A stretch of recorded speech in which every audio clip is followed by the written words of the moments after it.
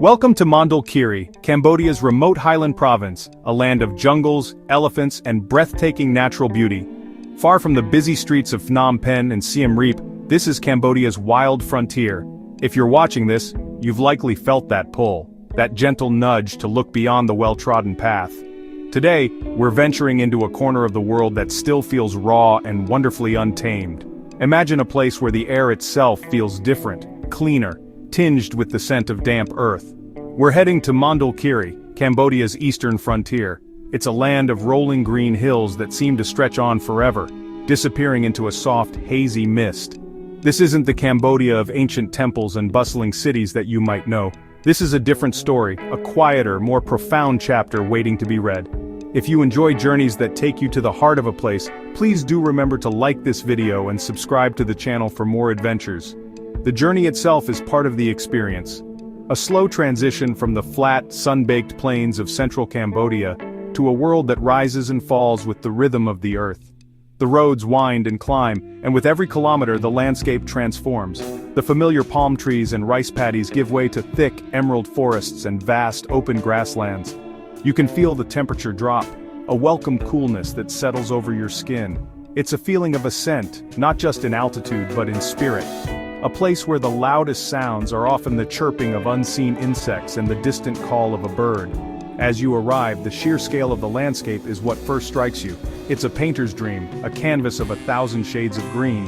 Hills fold into one another like crumpled velvet, often shrouded in low-hanging clouds. From a high vantage point it truly looks like an ocean of green. It's a humbling sight, a reminder of nature's enduring presence. This initial encounter with Mondulkiri is more than visual. It's a sensory immersion. You can almost taste the freshness in the air, clean, crisp, and revitalizing. The wind carries whispers of the forest, the rustle of leaves and the faint aroma of pine. It's not just a trip, it's an awakening, a chance to reconnect with a wilder, more elemental part of our world. Join me as we explore. So, who is Mondulkiri for? It's for the traveler who seeks more than just a destination on a map. It's for the nature lover. It's for the adventurer. It's for the quiet observer who finds beauty in simplicity. Trading crowded streets for winding dirt tracks, trading skyscrapers for star-filled nights, this place will speak to you. A sanctuary to escape the relentless pace of modern life. A pocket of the world where time seems to slow down. The rhythm of the day is dictated by the sun and the weather. This province is special because of what it lacks. You won't find endless rows of souvenir shops. Instead, discover a sense of authenticity. The beauty here is not manufactured, it's raw, it's organic, deeply rooted in the land. Mist, clinging to valleys at dawn, the thunderous power of a cascading waterfall, the gentle gaze of an elephant roaming freely in its habitat. Ultimately, Mondulkiri is for the conscious traveler, provides sustainable livelihoods, fund conservation efforts. If you seek to leave a place a little better than you found it, the wild, beautiful highlands of Mondulkiri are waiting for you. Let's find our base camp. Every journey into the wild needs a base camp, a place to rest, recharge, and plan. In Mondulkiri, that place is Sen Monorom, a place to rest and plan the next day's adventure. It feels more like a frontier outpost, nestled amidst endless hills, where red dirt country roads meet paved streets. You'll see local farmers in traditional garments, wander the market, sip a strong Cambodian coffee and watch the world go by. The town hums with a slow, easy rhythm. The air carries many languages, Khmer, Bunong dialects, and occasional English or French.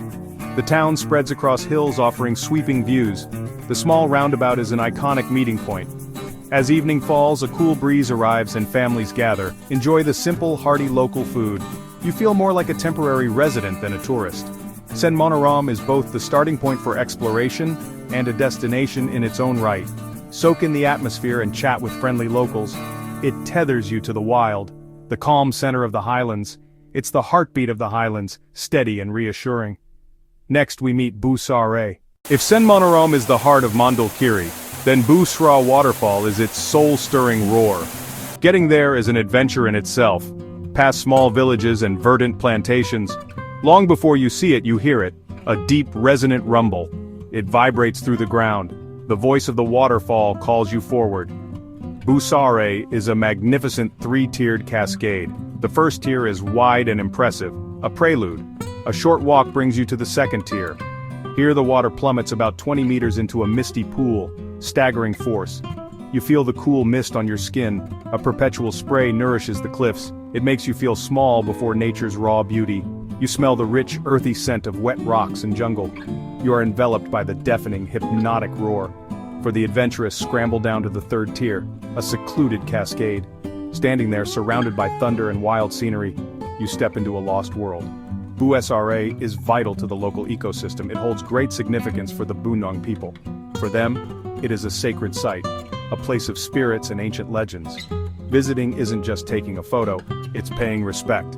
A humbling reminder that remarkable places are often protected by the people who call them home. Next, we visit a sanctuary for elephants. In the heart of Mondulkiri's forests is a place of profound hope and healing. It's called the Elephant Valley Project, a sanctuary unlike any other. This is not a tourist attraction where you ride elephants or watch tricks. It's the opposite. A place where rescued elephants live naturally in the forest. Many have endured decades of hard labor. Here they are given back their freedom. Their needs come first. Visitors become quiet observers, following them from a respectful distance. You watch them bathe in the river and socialize in their groups. The guides provide a running educational commentary. You learn their individual histories and the complex challenges of elephant conservation. The project's holistic approach links rescue, community, and environment. It employs many local Bunong people as mahouts and guides. They work to protect and reforest the surrounding land, creating safe habitat. A virtuous circle of conservation and community emerges. Communities gain income, healthcare, and education. You see intelligence in their eyes and dignity in their scars. Compassionate care is at the core of the project. Leaving, you feel gratitude and a renewed commitment to responsible travel. You learn to appreciate these creatures on their own terms, free and wild. Now meet the people who care for them. The story of the Elephant Valley Project is also the story of the people who care for them. For the Bunong people, elephants are spiritual beings and members of the family. Knowledge is passed down through generations. Mahouts possess an intuitive understanding of elephant behavior. They can read subtle shifts in mood and respond with care. Their daily care includes feeding, health checks, and slow companionship. Elephants are woven into cultural ceremonies and crafts. For generations, this bond has been a sacred trust. They share stories of personality and memory. At the sanctuary, their expertise is honored, a partnership built on mutual respect. The project provides fair wages, healthcare, and education. A better future for families in the community. They teach the next generation the forest's secrets. They know where the best mud baths are. Their knowledge guides sustainable caretaking practices.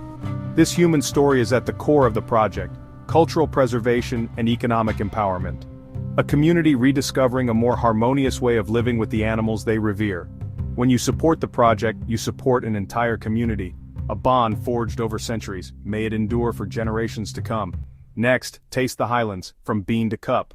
Mondulkiri's rich volcanic soil and cool climate provide perfect conditions for distinctive crops. The rolling hills are dotted with coffee and pepper plantations. A visit offers a glimpse into the agricultural heart of the region. These are often small family-run operations cultivated with care. Walk among coffee bushes heavy with bright red cherries. Close up, the farmer's hands holding freshly picked cherries. See the meticulous process: washing, fermenting, and drying the beans. Laid out to dry on patios until ready for sorting. A labor-intensive process that requires patience and expertise. Sitting on a veranda sipping fresh Mondulkiri coffee, rich and bold. Notes of chocolate and a smooth, low-acidity finish. The taste of the highlands in a cup. Mondulkiri is also gaining a reputation for high-quality pepper. Clusters of green peppercorns that are dried into black, white, or red pepper. Farmers will explain how different colors and flavors are achieved. These plantations are places of pride and family tradition. Families work in harmony with the land to produce something special. Next, we learn from those who keep the forest's spirit. To truly understand Mondulkiri, you must understand the Bunong people, the indigenous inhabitants. Their culture is the spiritual bedrock of this region, a deep and ancient connection to forests, animals, and land. The forest is not just a resource, it is a sacred, living entity. They are animists, believing spirits reside in trees, rivers, and mountains. Traditions passed down orally through stories, songs, and rituals. They are master foragers with encyclopedic knowledge of forest plants. Shifting cultivation practice traditionally can be sustainable when done with knowledge of cycles. Homes built with wood and bamboo blend into the surroundings. The relationship between the Bunong and the elephants is central to their identity. Elephants are seen as intelligent spiritual beings, part of the family. Once every village had its elephants central to ceremonies. Today the Bunong face immense pressures: modernization, deforestation, and land loss. Loss of ancestral lands is a real threat, yet their spirit endures. A growing movement aims to preserve language, traditions, and forest knowledge. Visiting offers a chance to learn, listen, and support their efforts. In doing so, we honor them and learn more sustainable ways to coexist. Their stories and songs are guides to living with the natural world. Here are the essentials for planning your trip. Planning a trip to a place as wild and remote as Mondulkiri requires preparation. First, timing. The best time to visit is typically November to April. Roads are more accessible and skies clearer then. Getting to Mondulkiri from Phnom Penh is most commonly done by bus or private taxi. Expect 5 to 7 hours. Once there, a motorbike or hiring a local guide is the best way to get around. Pack layers. Nights and mornings can get cool. Bring sturdy walking shoes and a reusable water bottle to stay hydrated. Don't forget insect repellent and sunscreen. Carry some cash for remote areas. ATMs are available in Sen Manoram, but not everywhere. Most importantly, travel with an open heart and a respectful attitude. Always ask before photographing people, especially elders and children. Dress modestly when visiting villages or sacred sites. Choose community-based experiences to support local livelihoods and conservation. Learn a few Khmer phrases. Suaste for hello and Akun for thank you. Small gestures go a long way. In short, time your visit, pack smart, travel respectfully, and support responsible projects. Now, one last wander through the highlands. As the sun begins to set over the Mondulkiri highlands, the world is bathed in soft golden light. The hills take on deeper hues as day fades. A thin wisp of smoke rises as life settles in for the evening. You might hear the faint call of a gibbon from the darkening forest. In this moment of profound peace, you can feel the true spirit of this land.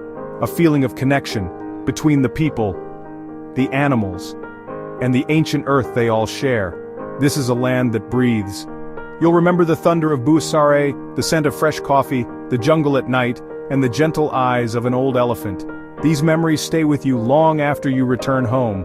Thank you so much for joining me on this journey today. If you enjoyed it, please don't forget to like, subscribe for more adventures, and hit the bell to be notified. Share your thoughts in the comments below. Your recommendations and questions help others explore responsibly.